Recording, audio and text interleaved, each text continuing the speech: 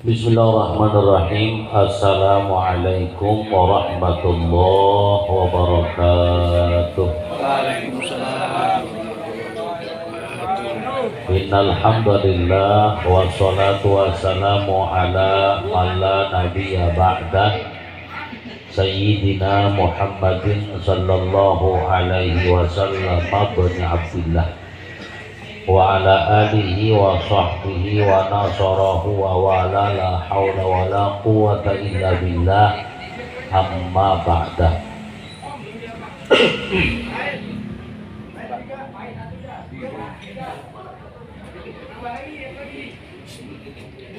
Kopi masih ada kopi.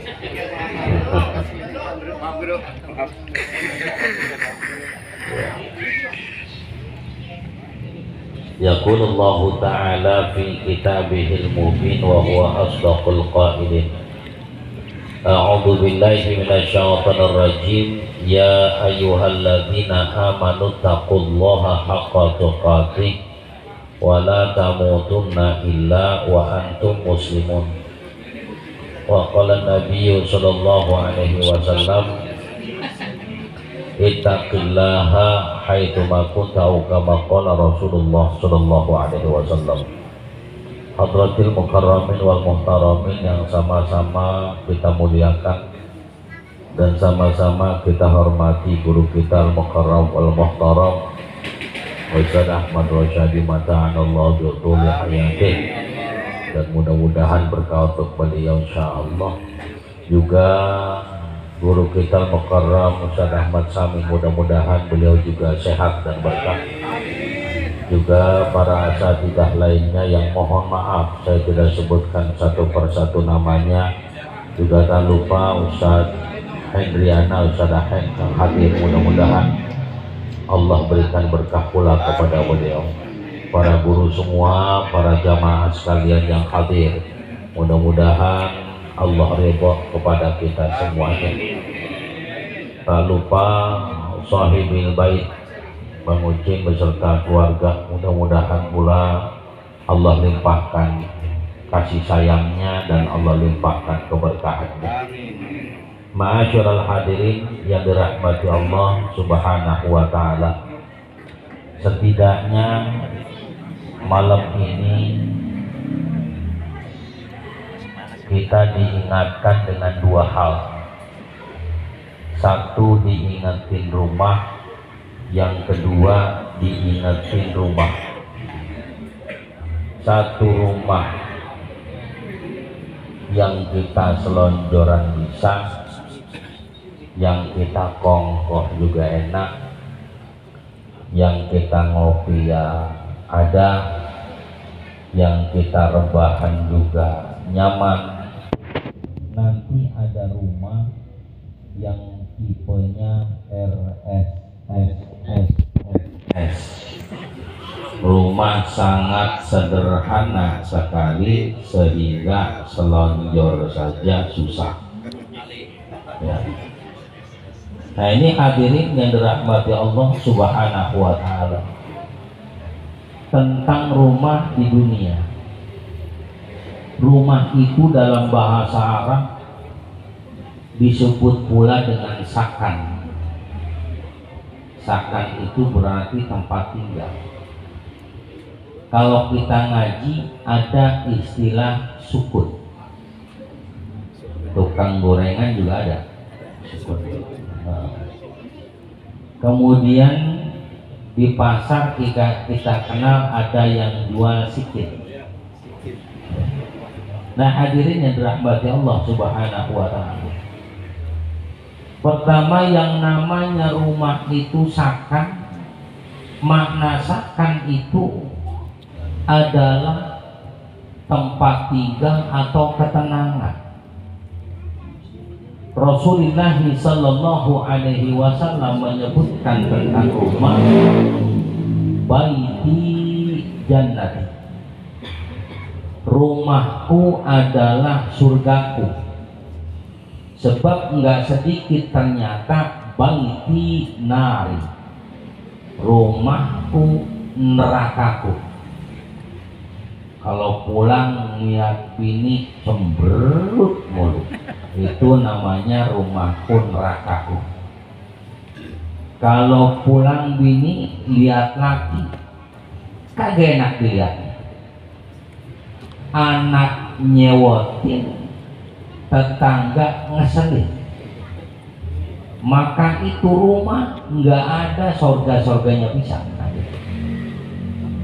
Nah, ma'asyiral hadirin yang dirahmati Allah Subhanahu wa taala, salah satu menciptakan rumah yang sakinah. Kata Nabi, nawwiru buyutakum bi sholati wa bi tilawatil Qur'an.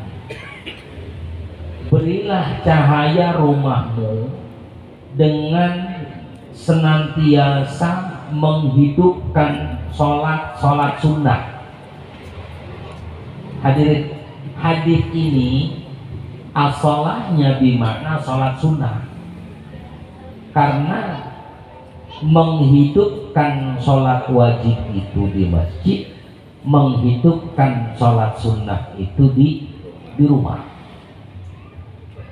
Entah kita isi dengan duha di waktu pagi, atau di tengah malamnya kita isi dengan sholat tahajud. Kalau memang gak sanggup dua-duanya, boleh digilir atau dikasih jatah.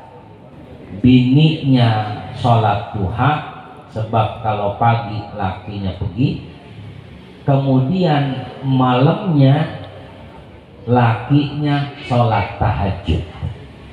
Kira-kira udah begitu belum? Alhamdulillah kalau jujur. Ya, yang penting jujur aja udah enak tuh ya. Jangan berdoa. Sebab ini musim nggak jujur. Negara nggak jujur, apa aja nggak jujur. Nah, ma'asyiral hadirin yang dirahmati Allah Subhanahu wa taala, maka menghidupkan sholat sunnah di rumah kita ini menjadi hal yang harusnya kebutuhan.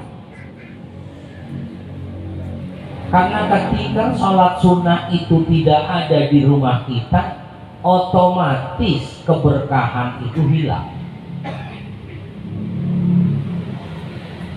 Dalam terjemahan bebas, waharul fasad fil barri wal bahri bima kasabat aydin nas liyudhiqahum ba'dalladzi 'amilu la'allahum yarji'un. Ketika seseorang sudah merusak di atas muka bumi, fil barri wal bahr, di daratan dan di lautan, maka nanti Allah akan kasih dia berbagai macam musibah. Yang namanya musibah, hadirin yang dirahmati Allah, ini pengganti daripada barokah. Jadi kalau orang itu kena musibah, keberkahannya sulit didapatkan, kecuali musibah itu berupa ujian. Sebab musibah itu, hadirin yang dirahmati Allah, cenderung zaman sekarang kebanyakan musibah itu azab. Na'udzubillah. Ya. Sebab kemaksiatan makin merajalela, kemaksiatan makin tampak, makin kelihatan. Dulu jablay ngumpet-ngumpet dulu, ya. Sekarang enggak di medsos, ya. Ada kali yang pernah masak. Nah, subhanallah, masya Allah. Itu sampai begitu sekarang, ada subhanallah wa ta'ala. Dulu maaf, orang pakai pakaian dalam di dalam, pakai pakaian dalam di dalam. Sekarang enggak. Di medsos itu masya Allah, di Facebook, di Instagram, di apa lagi? Apalan di TikTok. Itu masya Allah, orang pakai pakaian dalam udah pada keluar. Resep kita ya. Ya, dari rahmati Allah Subhanahu wa ta'ala, masya Allah. Maka pantas kemudian seolah musibah nggak pernah ngasok di negeri kita, apalagi di penjuru dunia, ukuran dunia. Ya. Muncul kebakaran hutan, muncul kebanjiran, muncul angin puting beliung, muncul gempa bumi, muncul tsunami dan sebagainya. Nah, ma'asyiral hadirin yang dirahmati Allah Subhanahu wa taala, ini dikarenakan setiap kita tidak menjadikan rumah kita itu menjadi rumah yang surga. Karena negara disebut negara yang baldatun thayyibatun wa rabbun ghafur, disebut negara yang enak, tentu dimulai dari hal yang paling kecil. Dimulainya adalah dari rumah kita masing-masing. Karenanya ada susunan RT rukun tetangga, RW rukun warga, terus lurah, camat, terus apa lagi? Wali kota, terus apa lagi? Gubernur, bupati, kemudian baru presiden. Hadirin yang dirahmati Allah, ulama katakan jika terjadi hal yang kurang nyaman di atas, bisa jadi persoalannya karena ada di bawah. Bisa jadi ternyata di rumah-rumah kita, hadirin yang dirahmati Allah Subhanahu wa taala, masih ada orang-orang yang mungkin memilih pemimpin bukan berdasarkan keimanan. Ada nggak yang dipikirkan? Ada. Mungkin ada dari salah satu di rumah kita yang memilih karena bantuan sosial. Mungkin ini bukan ngomong politik, ini enggak, karena ini bicara rumah ini.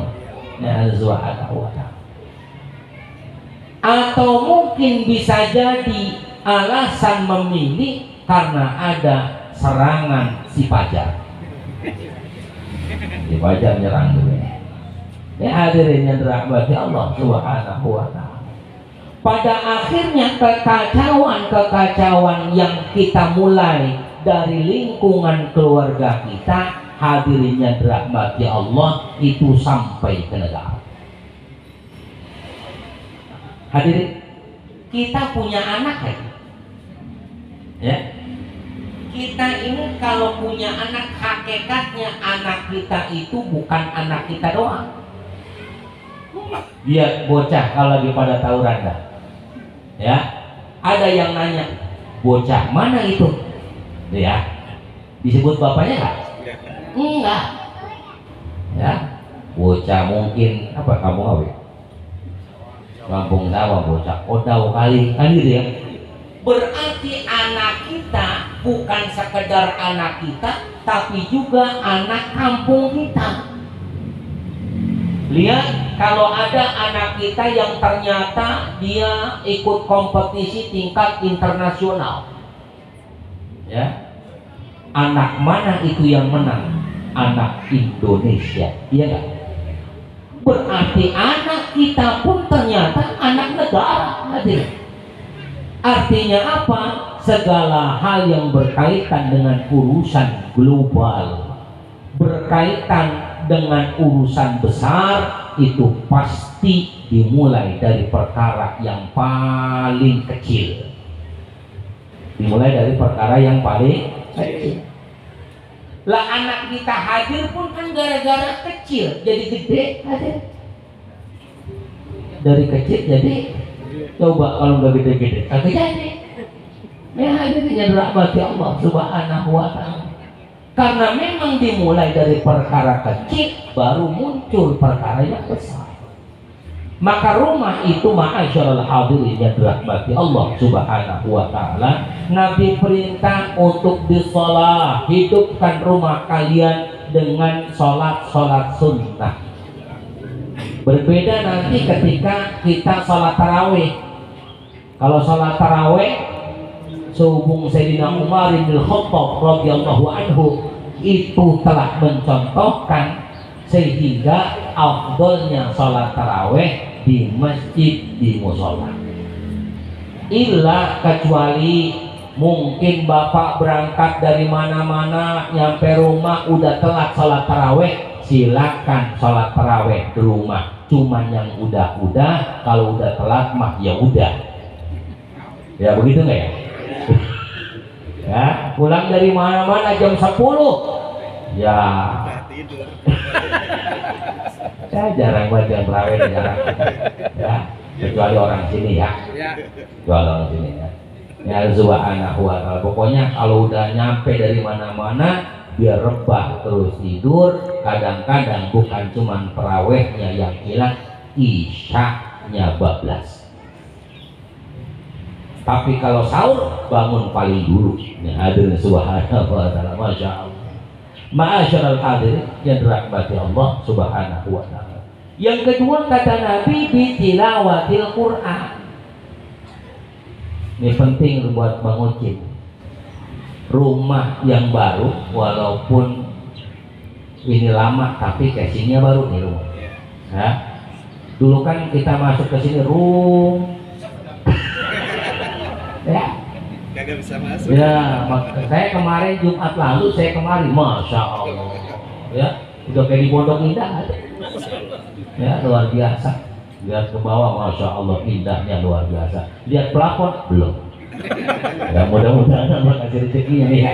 Kalau lancar yang berkah insya Allah. Ini hadirin rahmati Allah subhanahu wa ta'ala. Penting kenapa rumah yang baru itu kata Nabi, ruqyahlah rumahmu dengan surah Al-Baqarah. Siapa yang baca? Ahlul bait, penghuni rumah. Boleh nggak nyewa orang? Jangan. Ya. Kalau nyewanya gedean saya gue mau. Itu kadang-kadang nyewanya kecil pun. Ya subhanahu wa ta'ala. Maka kudu dibaca ke surah Al-Baqarah. Bagaimana kalau saya nggak nyanggup? Ya kan Al-Baqarah cukup panjang, 2 juz lebih, 2 juz setengah ada kurang lebih. Subhanahu wa ta'ala. Boleh dibagi. Ya, Bang Ucin baca juz yang pertama Al-Baqarah, kemudian istrinya baca yang kedua, kemudian anak-anaknya setengah juz dibagi rame-rame. Tuh. Kata bapak emaknya lah banyak banget uang gitu katanya. Ya subhanahu wa ta'ala. Jadi kudu dibaca surah Al-Baqarah. Sebab apa hadirnya dirahmati Allah? Bainal malaikati wal jan. Antara malaikat dan jin itu berlomba-lomba untuk menempati rumah yang baru itu. Tapi alhamdulillah ini malam udah dibacain surah Yasin, udah dibacain tahlil tahmid talqir, sudah dibacain kisah Maulid Nabi sallallahu alaihi wasallam. Insya Allah jinnya pada pergi. Cuman tahu memedi kali ada. Ya subhanahu wa ta'ala. Maka surah Al-Baqarah itu penting. Ya, dibacalah surah Al-Baqarah. Kapan? Syukur-syukur dalam 1 hari selesai baca surah Al-Baqarah. Pak, Bapak yang rumahnya belum dibacain surah Al-Baqarah, bacain segera. Ya, bacain segera. Syukur-syukur nggak ada yang selamatan, undang saya insya Allah. Ya subhanahu wa ta'ala. Ma'asyiral hadirin yang dirahmati Allah subhanahu wa ta'ala. Sebab itu sunnah baginda Rasulullah sallallahu alaihi wasallam. Kemudian untuk menjaganya, menjaga rumah itu tetap adem, tetap ayem, rezeki lancar, kemudian keberkahan terus melimpah kepadanya, kasih sayang Allah terus tercurah kepadanya, maka rumah itu kudu selalu ada ayat-ayat Quran yang dibacakan. Walau ayatan fi kulli yaumin, meskipun 1 ayat dalam 1 hari. Kalau nggak sanggup 1 juz 1 hari, ayatan 1 ayat. Bismillahirrahmanirrahim. Nun. Shadaqallahul azim. Satu ayat. Ya, besoknya lagi bismillahirrahmanirrahim. Qaf. Shadaqallahul azim. Ya, satu ayat satu hari. Yang penting ada. Maka subhanallah, kayak apa dulu orang tua kita, hadirin yang dirahmati Allah subhanahu wa ta'ala, meski rumahnya tidak tampak begitu mewah, meski rumahnya biasa saja, tetapi rata-rata orang dulu yang sudah kenal agama, ba'da maghrib mereka wajib untuk baca Quran. Tapi subhanallah, sebab Quran yang dibacakan itu menjadi keberkahan di dalam rumahnya. Ini ma'asyarul subhanallah. Boleh nggak kalau saya nggak bisa baca Quran, saya setelin handphone aja? Ya, handphone kan baca tuh ya. Kita setelin tuh handphone, bismillah, malah enak banget soalnya di handphone. Boleh, insya Allah ntar yang masuk surga handphone. Hadirin yang dirahmati Allah subhanahu wa ta'ala. Ini bicara rumah. Lalu apalagi kemudian makna rumah itu, hadirin yang dirahmati Allah, yang disebut rumah itu sukun. Kalau kita ngaji yang namanya sukun itu artinya mati. Artinya apa?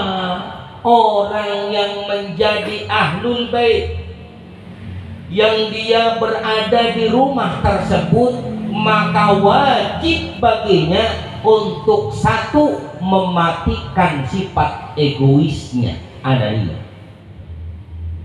Kalau egois nggak dimatiin, hadirin yang dirahmati Allah, yakin rumahnya menjadi rumahku, nerakaku. Kata bininya, abang kan nggak tahu gue capek di rumah. Kata lakinya, lu juga nggak tahu gue nyari duit kayak apa di luar. Oh, hadirin yang dirahmati Allah subhanahu wa ta'ala. Gara-gara ego itu maka nggak pernah ketemu ketenangan, hadirin yang dirahmati Allah. Maka sukun itu wajib mematikan ananiyah di dalam rumah kita. Bahkan terhadap anak, jangan mentang-mentang kita orang tua, jangan mentang-mentang kita bapak, jangan mentang-mentang kita ibu, seolah-olah kita berhak total mengatur apapun yang menjadi keinginan anak. Ini hadir. Apalagi bocah karang. Kalau zaman dulu mungkin bocah kita sabet udah ngerti. Bocah dulu jangankan disabet, kita pelototin aja, dia nurut. Ya, hadirin yang dirahmati Allah, bocah karang kalau kita pelototin, buset, dia nunduk. Ya hadirin, bocah karang udah jauh beda sama dulu. Tahu makanya apa? Ya Allah, bocah karang tuh mana kecil-kecil bawa parang gede-gede banget. Makanya aneh, dulu kan orang bawa parang ke sawah, agak karang. Ya Allah, ya Allah, ma'asyiral hadirin yang dirahmati Allah subhanahu wa ta'ala. Maka makna sukun itu mematikan egois. Apalagi kemudian yang dimatikan seluruh perkara-perkara yang menjadi penyakit dalam hati. Takabur, sombong harus dimatikan. Maka ada istilah dalam rumah tangga, tidak boleh seorang suami bilang kepada istrinya, no, abang lu nyampe. Bini pun ngomong begitu, no, adik lu nyampe. Hadirin, kalau udah dalam satu rumah sudah tidak ada lagi adik lu, abang lu. Yang ada tuh adik kita, itu abang kita. Bener nggak? Ini kagak lu aja. Ya.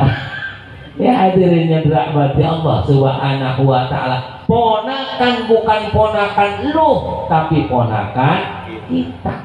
Mamang bukan mamang lu, tapi mamang kita. Ya subhanahu wa ta'ala. Jadi ma'asyiral hadirin, itu yang perlu kita hidupkan. Tetapi sebaliknya, perkara yang buruk kita matikan. Sukun itu maknanya mati.